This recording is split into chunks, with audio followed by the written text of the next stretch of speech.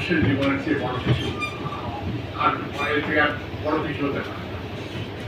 তো এই জন্য এই ঘটনা সম্পর্কে জানার জন্য আমাদের মাননীয় প্রধান উপদেষ্টা আমাদেরকে পাঠিয়েছেন এবং উনি পাঠিয়েছেন ওনার আপনাদেরকে এইটা করার জন্য, যে আপনাদেরকে এই মেসেজটা কনভে করার জন্য যে উনি গোপালগঞ্জের কেয়ার করেন এবং এই গোপালগঞ্জের যে অনভিপ্রেত ঘটনা ঘটেছে এটা যাতে ভবিষ্যতে না হয় সেই জন্য উনি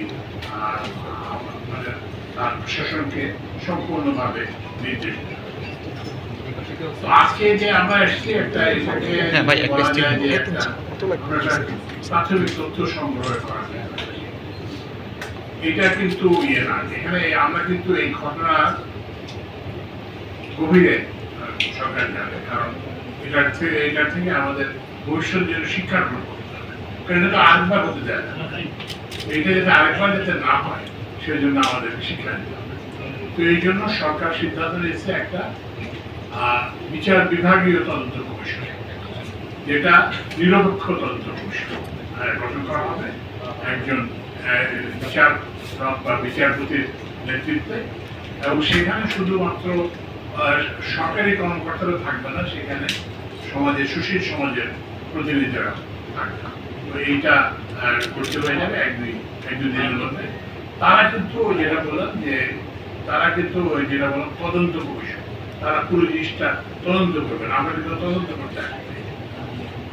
তো এবং আশা করি যে আপনারা সেই তদন্ত কমিশনকে সম্পূর্ণভাবে তথ্য উপাত্ত যা কিছু আপনারা জানেন, আপনাদের ব্যাখ্যা সবকিছুই আপনারা তাদের সঙ্গে শেয়ার করবেন এবং আমরা তাদের রিপোর্ট থেকে জানতে পারবো সেদিন কি হয়েছিল, কেন হয়েছিল এবং এটা কি করলে অ্যাভয়েড করা যেত এবং ভবিষ্যতের পুনরাবৃত্তি যাচ্ছে কিভাবে আমরা। আর দ্বিতীয় জিনিসটা হচ্ছে যে আমাদের আসার আরেকটা কারণ হলো যে এখানে এই যে কর্মচারীরা যে একটা সবাই বলছেন যে এই ধরনের কিছু একটা ঘটবে, এটা সবাই ধারণা করছে, কিন্তু এটার যে স্কেল, এটা যে ব্যাপকতা, এটাকে অনুমান করতে পারে। এই পরিস্থিতিতে সীমিত সম্পদ দিয়ে আইন শৃঙ্খলা বাহিনী, সেনাবাহিনী সবাই মিলে তারা এই পরিস্থিতির মোকাবেলা করছেন এবং অনেক কষ্ট স্বীকার করছেন।